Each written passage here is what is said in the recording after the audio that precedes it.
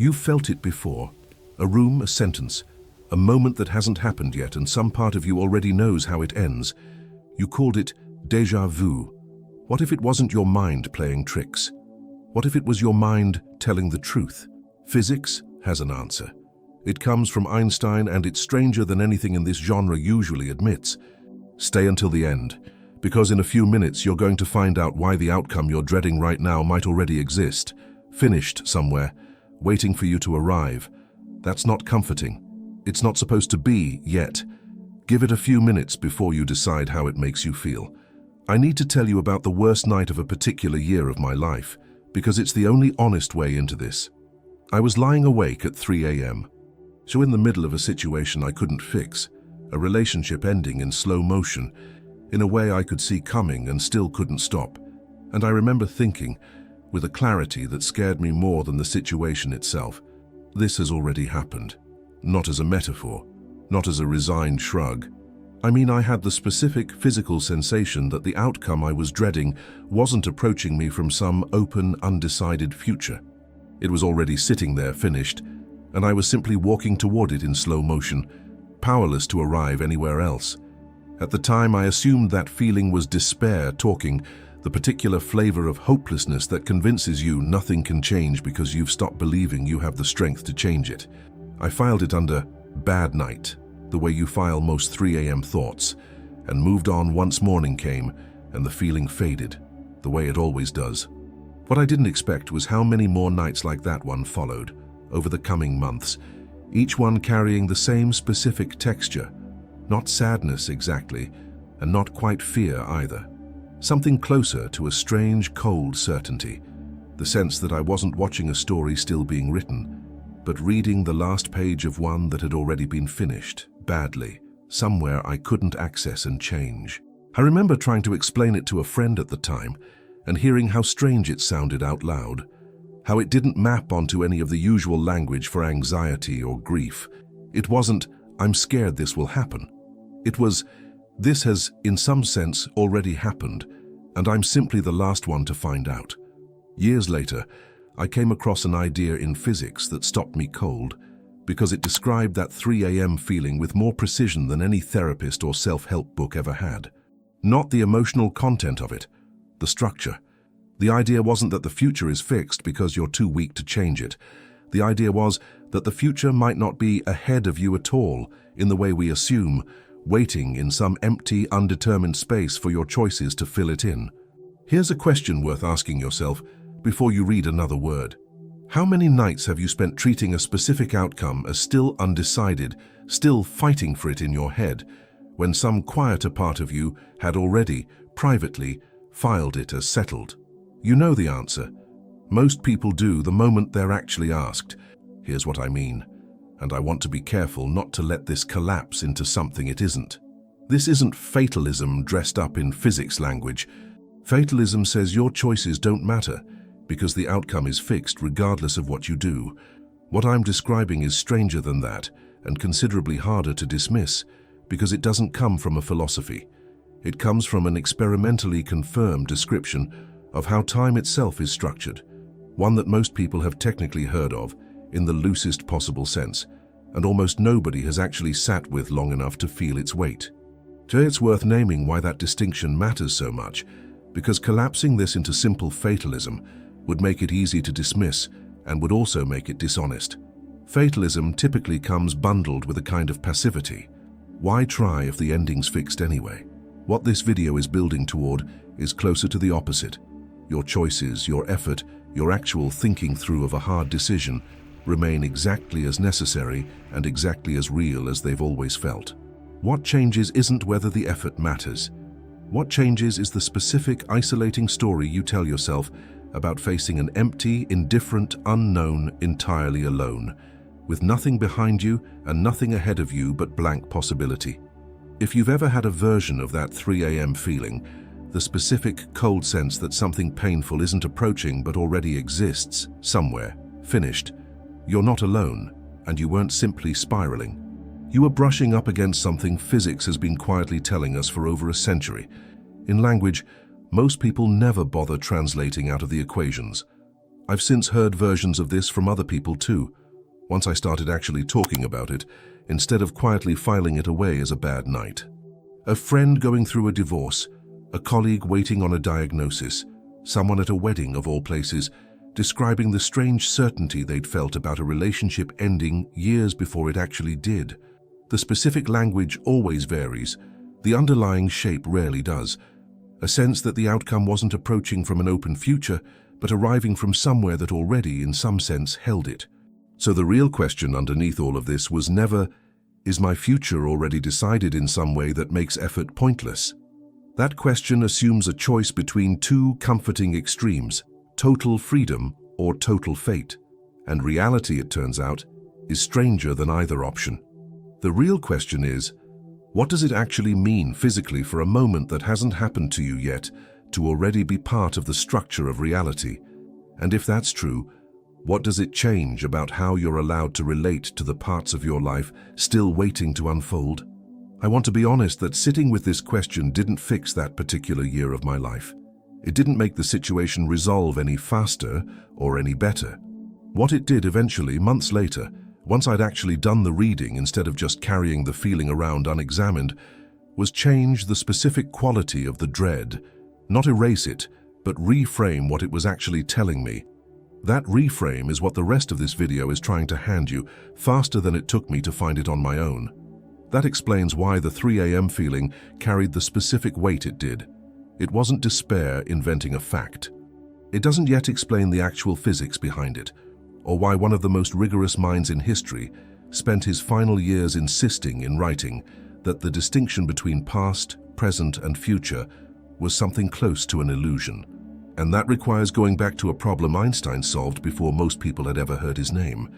Picture two trains, or if you'd rather keep it simple, picture two flashes of lightning striking a long stretch of railroad track at the same moment, one flash at the front of a moving train, one at the back.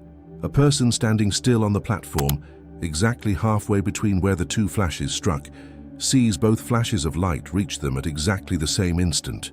To that person, the two lightning strikes were simultaneous, no debate, no ambiguity. This is a thought experiment Einstein himself used, in slightly different forms, to make the idea accessible to people without a physics background. And it's worth actually slowing down and picturing it, rather than letting the trains and lightning pass by as decoration. Two real events, two real flashes, one observer standing perfectly still, equidistant from both. Now picture a second person, riding on the train itself, sitting exactly in the middle of the two flashes at the moment they struck. Because the train is moving, this person is moving toward the light from the flash at the front and away from the light from the flash at the back. The light from the front flash reaches them first. The light from the back flash reaches them slightly later. Nothing about either observer's equipment is faulty. Nothing about their measurement technique is sloppy. Give both of them perfect instruments, perfect reflexes, perfect conditions, and the disagreement doesn't go away. It's not a limitation waiting to be engineered around. It's what the actual geometry of space-time does to two observers moving at different speeds relative to each other. From the platform, the two flashes happened at the same time. From the train, they didn't. And here's the part that took the physics world decades to fully absorb. Neither person is wrong. Neither measurement is a mistake, an illusion, or a trick of perspective waiting to be corrected by better instruments. Both are accurate descriptions of reality from two genuinely different reference frames, and they simply disagree about which events happened at the same time. So here's a question worth sitting with before we go further.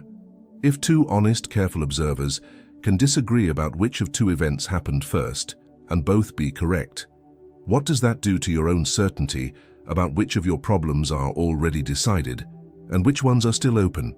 You've probably never once questioned that your personal sense of now is the one that counts. What if it was never that simple, even for you sitting exactly where you are? This is the relativity of simultaneity, one of the central conclusions of the special theory of relativity that Einstein published in 1905, and it's worth being precise about what it actually establishes, because it's easy to hear simultaneity is relative and assume it's some minor technical footnote. It isn't. If two observers, both measuring correctly, can genuinely disagree about which of two events happened first, not due to delay in light reaching them, not due to error, but due to the actual structure of space-time itself, then there is no single universal now that everyone in the universe shares. Your now and a distant observer's now, depending on how fast each of you is moving relative to the other, can include genuinely different sets of events. It's worth pausing on how thoroughly this overturns what feels like plain common sense. Every intuition you have about time treats now as a single, sharp line, identical for everyone everywhere, sweeping forward at the same rate, regardless of where you're standing or how fast you're moving. That intuition isn't stupid. It's simply built for the speeds and distances of ordinary human experience, where the relativistic effects are far too small to ever notice. But it isn't what the universe actually does at its foundations, and once you know that, the comfortable single-shared now picture doesn't quite hold the same authority it used to, even if it remains perfectly useful for everyday life, the same way Newtonian mechanics remains perfectly useful for building a bridge even after relativity replaced it as the deeper description. Once you accept that there's no universal agreed-upon present moment threading through the entire universe, a strange question follows almost immediately. If now isn't a fixed objective line separating a settled past from an open future, if different observers can draw that line in different places and all be equally correct, then what exactly is the future, and in what sense is it different from the past? Physicists sometimes illustrate this with what's called the rigidity of the block picture.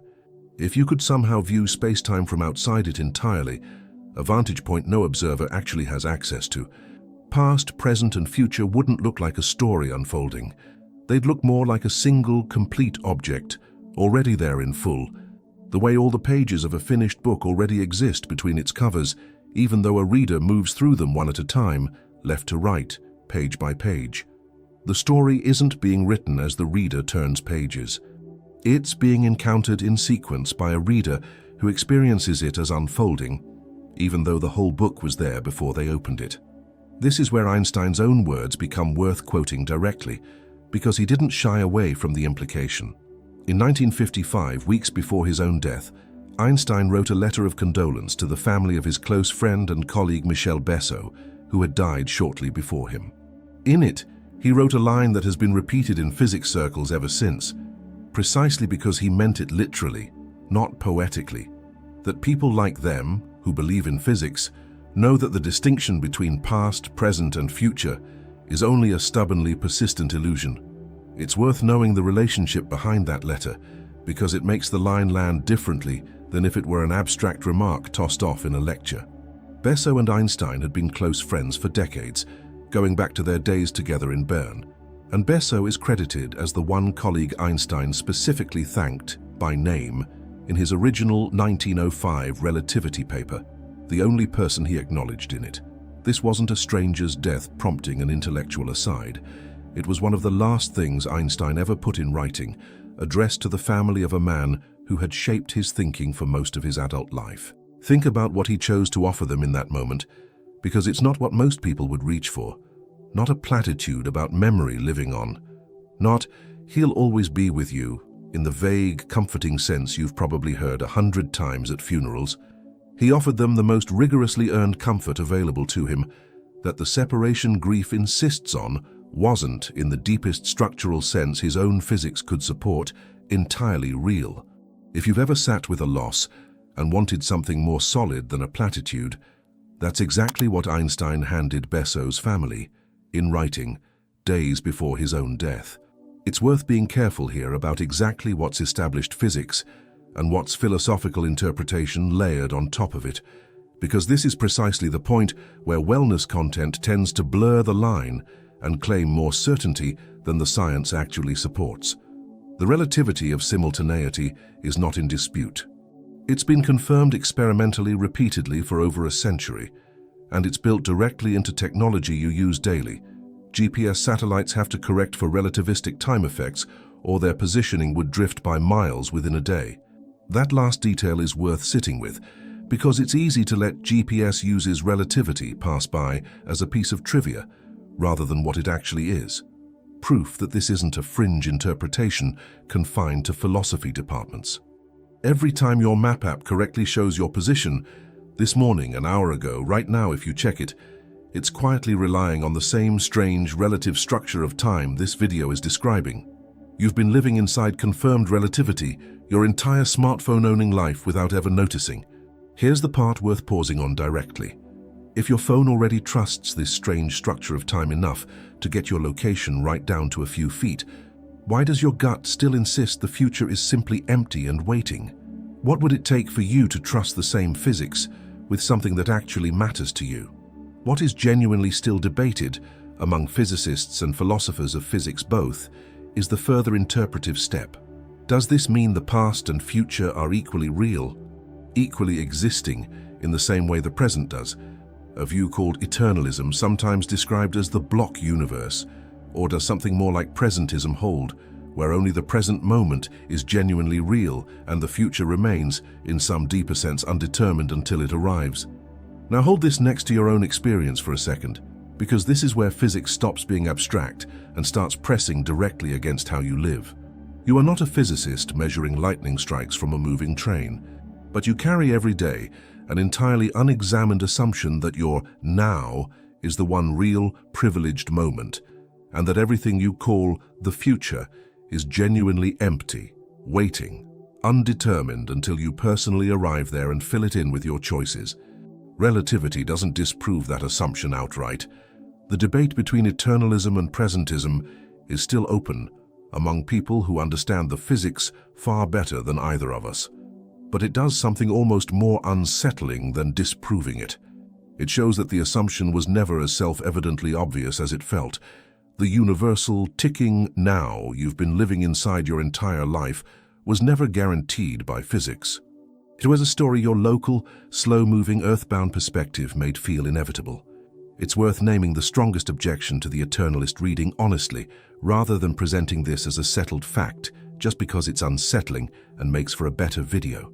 Some physicists and philosophers argue that relativity's relativity of simultaneity, while real and confirmed, doesn't actually force the full eternalist conclusion, that you can accept everything about how different observers measure time differently without concluding that the future is equally real as the present in some deeper metaphysical sense. This remains a genuinely live debate, not a case of mainstream physics against fringe skeptics. What's not up for debate is the underlying phenomenon that makes the debate possible in the first place. The plain, comfortable idea of one shared, universal now simply isn't what the equations describe. So which side of that live debate do you actually want to be right, if you're honest? Most people ask that question directly, don't answer with their intellect. They answer with whichever version makes their current 3 a.m.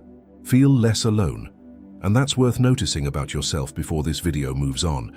That validates the paradox from block 1, but it opens something harder to sit with, because if the future isn't obviously the empty, waiting thing you've always assumed it to be, what exactly is it doing to the way you carry unresolved problems, decisions you haven't made yet, outcomes you're still dreading?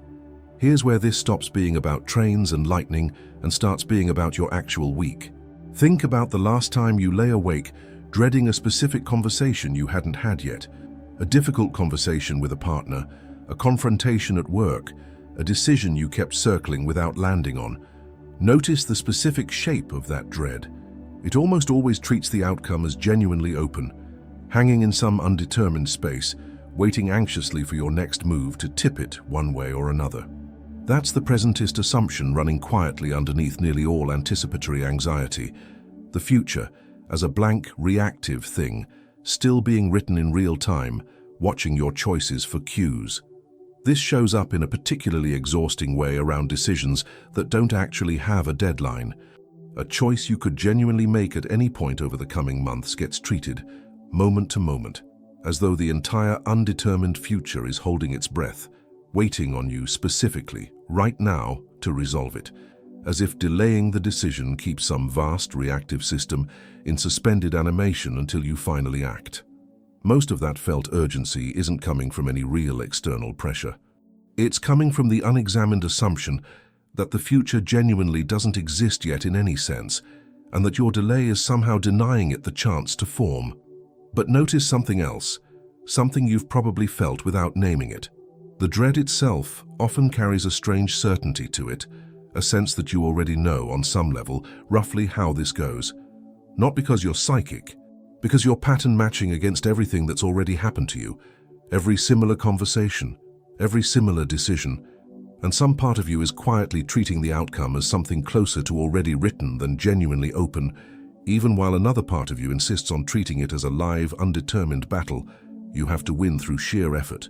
Here's a fact worth sitting with for a second. Physicists studying the relativity of simultaneity have pointed out that under the eternalist reading, an event 1,000 years in your future is, in the relevant physical sense, no less real right now than an event 1,000 years in your past. Both simply occupy different coordinates in a four-dimensional structure that already, in some sense, contains them both. If that's even approximately right, ask yourself honestly, how much of your anxiety about an unresolved decision comes from genuinely not knowing what happens, and how much comes from the exhausting effort of trying to author, moment to moment, something that might already be part of the structure you're moving through? This is the actual mechanism hiding underneath a huge amount of ordinary anxiety once you look at it through this lens. It was never really about the specific outcome. It was about the exhausting, self-imposed job of feeling personally responsible for authoring an entire open future from scratch, in real time, with every single choice.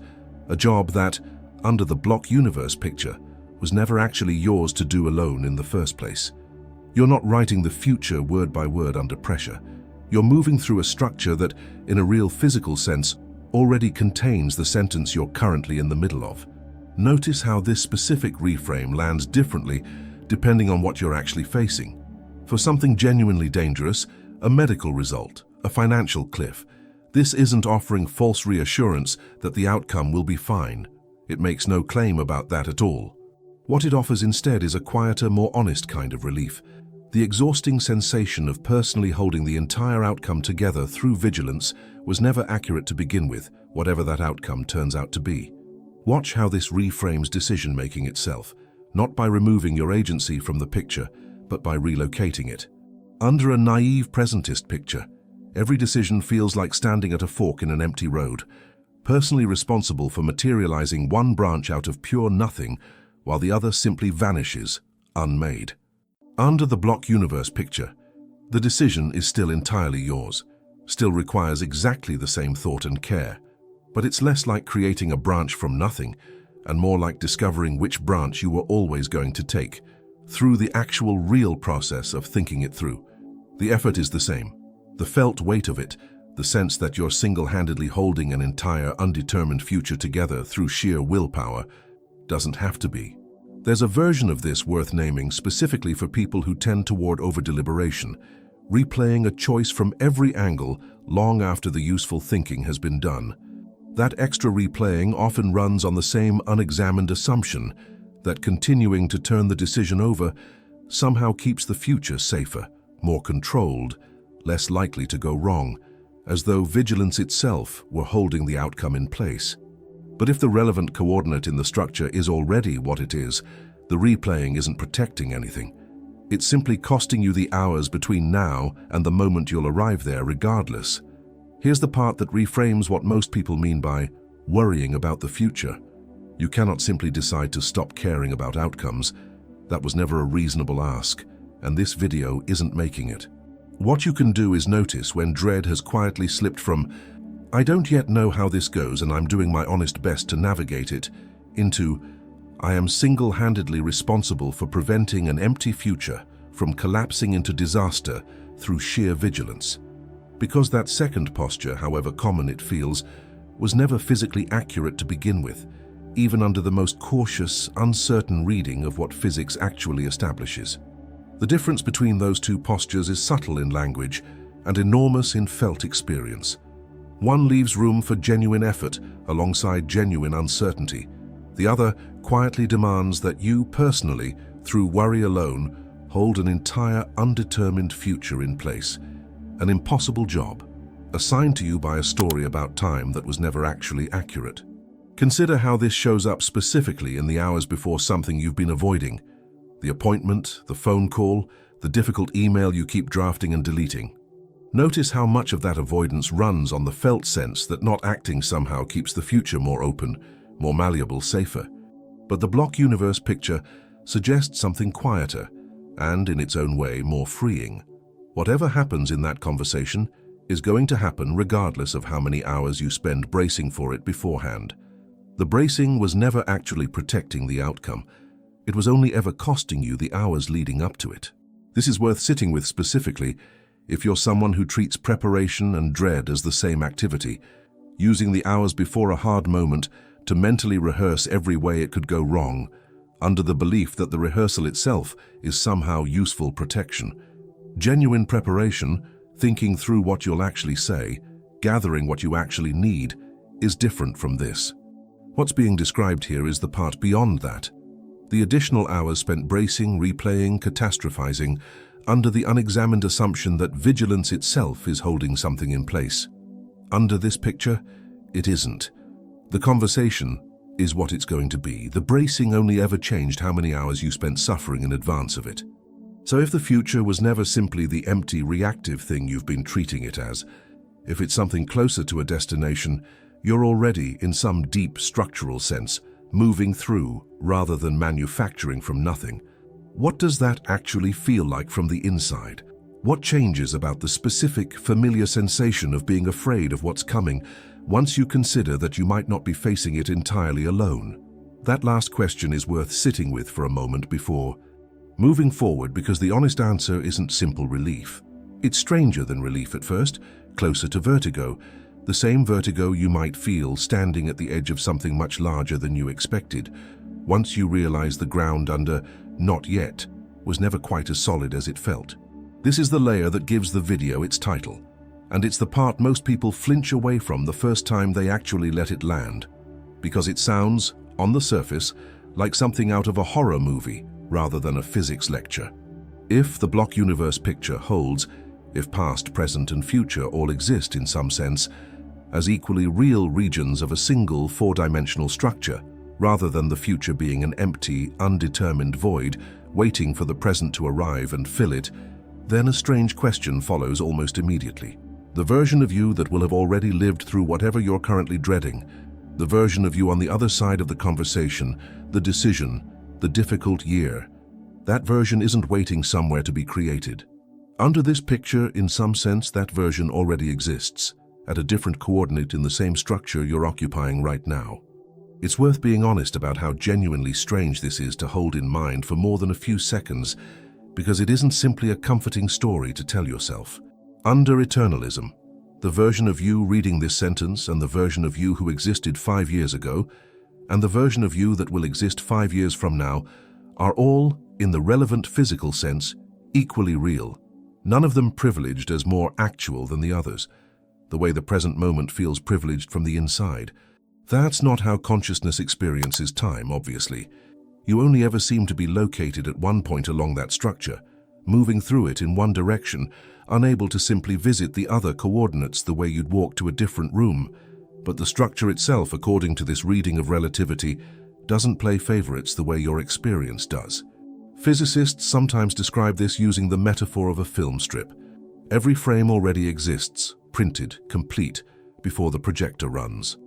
What you experience as watching the movie, frame by frame, in sequence, feeling like the story is unfolding in real time, is a fact about the projector, about your particular vantage point moving through the strip one frame at a time. It isn't a fact about the film itself, which was, in this analogy, complete from the very first frame. So ask yourself this honestly: which frame are you dreading right now? Not the whole future, one specific frame, one specific scene you've been bracing for. Hold it in mind for a second, because the next part is about exactly that frame.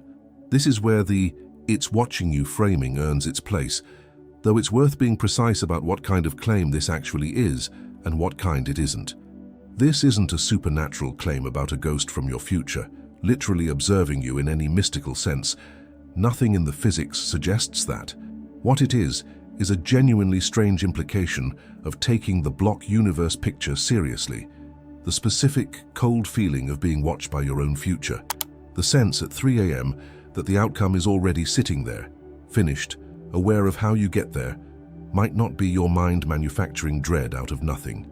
It might be an unusually accurate, if unsettling, intuition about the actual structure you're embedded in. Not supernatural, structural. It's worth distinguishing this carefully from the kind of claim that shows up constantly in less careful spiritual content, where the future is watching you, gets used to suggest some conscious, judging entity monitoring your choices in real time, keeping score. That's not what's being claimed here, and it's worth being explicit about the difference. A future coordinate in a 4-dimensional structure isn't conscious. It doesn't watch, judge, or track anything, in any sense that requires a mind doing the watching. The unsettling feeling isn't coming from being observed by something external. It's coming from the strange, disorienting recognition that a version of you, not a stranger, not a ghost, but genuinely you, already occupies that coordinate, real, finished, whether or not your present, moving perspective has caught up to it yet. Stay with me here, because this is where it stops being abstract cosmology and starts being about the actual texture of your fear. The dread you feel isn't coming from nowhere, and it isn't coming from some malicious force intent on frightening you. If anything, under this picture it's coming from the closest thing available, a version of you that has already crossed whatever you're currently approaching, sitting at a different point in the same structure, close enough in the geometry of your own life that some part of you seems to sense it's there. This might be the closest physics gets to explaining why certain kinds of dread feel less like fear of the unknown and more like recognition, a strange, specific familiarity attached to something that, by every ordinary account, hasn't happened to you yet. That familiarity has always been treated as a psychological curiosity, a trick of anxious pattern matching. Under the block universe picture, it's worth at least entertaining a stranger possibility that the recognition isn't manufactured. It's proximity, the geometry of your own life placing you right now closer than you'd expect to a coordinate you haven't consciously reached yet. This is where the framing shifts from horror to something closer to companionship, if you let it. The sense of being watched by your own future doesn't have to be read as surveillance, as judgment, as something hostile tracking your every move, waiting to catch you failing. It can just as coherently be read as evidence that you were never facing the unresolved parts of your life in true isolation. Some structural continuity between the version of you dreading the conversation and the version of you who has already had it, connects the two of you across the very distance that currently feels so frightening. Think about how differently this reframes a specific kind of loneliness. The loneliness of a problem nobody else in your life fully understands. The kind you can't quite explain to a friend because they haven't lived it and can't picture the shape of it the way you can. Under the picture this video has been building, the person who best understands what you're currently facing isn't a stranger you haven't met yet. It's a version of you further along the same structure, who has already sat exactly where you're sitting and already knows, in full granular detail, what it took to get through. Here's the mechanism, stated as plainly as this video can manage after everything it's covered. The anxiety of an unresolved future assumes a specific kind of aloneness. You, here, now, entirely isolated from the person who will have gotten through whatever's coming, as though that person doesn't exist yet, and won't until you personally will them into being through successful navigation of the crisis. The block universe picture quietly dismantles that specific aloneness, not by promising the outcome will be good. It makes no such promise, and it would be dishonest to claim otherwise, but by suggesting that the version of you who knows how this turns out isn't separated from you by non-existence. It's separated from you by distance, along a dimension you happen to be moving through slowly, one moment at a time, the same way you move through space. It's worth being honest about the limits of this comfort, because overselling it would undercut exactly the credibility this video has tried to earn. The block universe picture doesn't promise you a good outcome. It doesn't erase real risk, real loss, real grief when things genuinely go badly. What it changes is narrower, and in its own way more durable than false comfort would be. It removes the specific, extra layer of suffering that comes from believing you're facing the unknown in total isolation, with nothing behind you and nothing ahead of you but empty possibility. Whatever's actually coming, good or hard, you're not approaching it from nothing. You're moving through a structure that already, in some sense, contains your having gotten through it. There's a reason this reframe matters practically and isn't just a piece of cosmic trivia to file away. Dread compounds specifically because it treats you as isolated in time, alone with an unknown, facing it with nothing but your own present moment resources, as though no version of you has ever gotten through anything like it before. But you have gotten through things before. Every difficult period you've survived is, under this picture, not simply a memory of something gone. It's an equally real, equally existing region of the same structure you're in right now, populated by a version of you who made it to the other side. That version isn't gone, it occupies a different coordinate, and the version of you currently dreading what's ahead is connected to it by the same structural continuity that connects you to the version of yourself who will have made it through this too.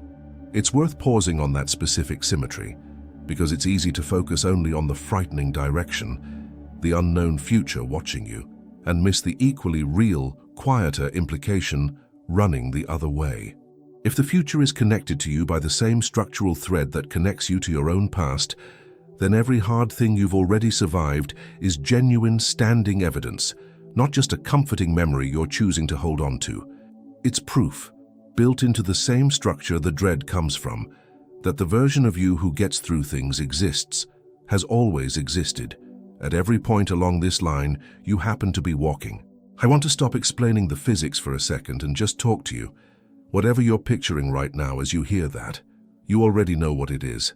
I'm not going to guess for you, but I trust you know exactly where your mind went, because I think you already know what you've been treating as an enemy, a decision, a diagnosis, a conversation, an ending you can see coming and can't quite stop, the way I couldn't at 3 a.m. that year.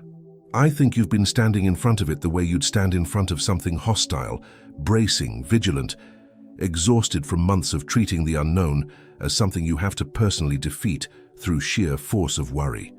I don't know what your version of that is specifically, and I'm not going to pretend I do. But I know the shape of it, because it's the same shape mine took. The sleepless calculating, the rehearsing of conversations that haven't happened yet, the quiet certainty that if you just stayed vigilant enough, worked hard enough at bracing, you could somehow keep the worst version of the outcome from becoming real. That vigilance felt like protection. Under everything this video has covered, it was never actually doing the job you assigned it. You are not alone in that dread the way it feels like you are. Somewhere in the same structure you're moving through, there's a version of you who already knows how this goes, not because the outcome is guaranteed to be good, but because that version exists, real on the other side, the same way your past exists finished and real right now. Maybe it's a diagnosis you're waiting on, and the waiting itself has started to feel like the actual threat, bigger somehow than whatever the answer turns out to be. Maybe it's a relationship you already sense is ending, the way I sensed mine was, and you've been treating every day between now and the actual conversation as a kind of held breath. Maybe it's simply the ordinary dread of a birthday, an anniversary, a milestone you're not sure you'll feel ready for when it arrives, as though readiness was something you could manufacture in advance, rather than something that turns out to already be there once you're actually standing in it. You don't have to solve everything tonight. You just have to notice that the isolation dread depends on the sense that you're facing this completely alone, with no one on the other side yet, was never quite physically accurate to begin with. That's not nothing. It's not everything either. It's just the truth as best as physics can currently offer it, and it's worth letting it sit next to the dread instead of underneath it, at least for tonight. Back to where we started, that specific feeling, the one you called déjà vu and moved past without ever asking what it was actually pointing at. Here's the one-sentence version of everything this video has tried to say. The future isn't an empty room waiting for you to build it alone. It's a place you're already, in some real structural sense, connected to, occupied by a version of you who's already been there. And here's the layer I didn't tell you at the start, because your future is watching you sounds on the surface, like something meant to frighten you, and that was never really the point. This was never an argument that you're being surveilled, judged, tracked by some cosmic observer waiting to catch you failing. What it actually points to is closer to the opposite.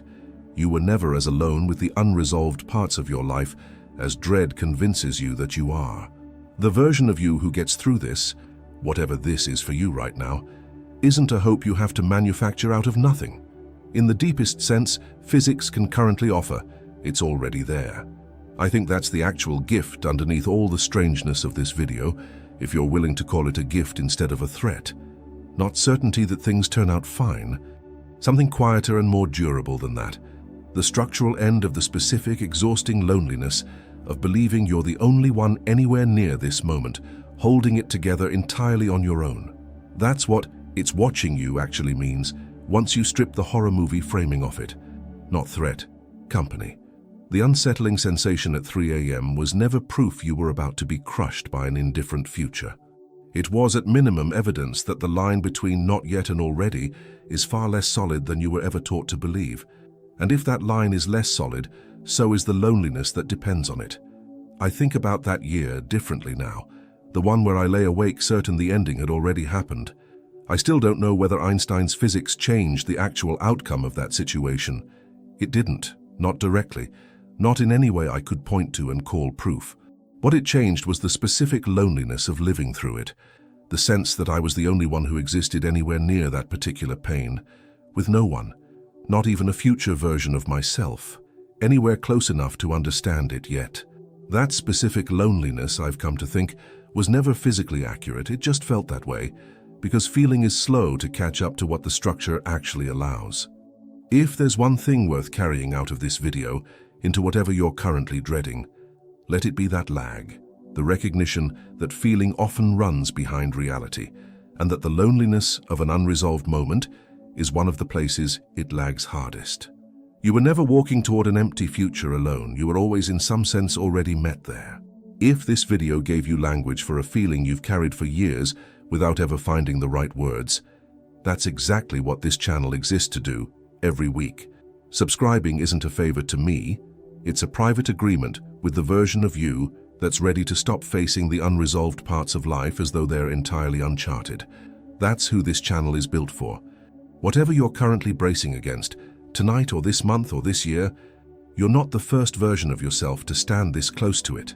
Somewhere in the same structure, you already know how to get through. Comment, "I'm already met there." Tomorrow, we go even further into this, into the idea that reality shifting isn't a metaphor at all, but an actual, repeatable process. I'll see you there.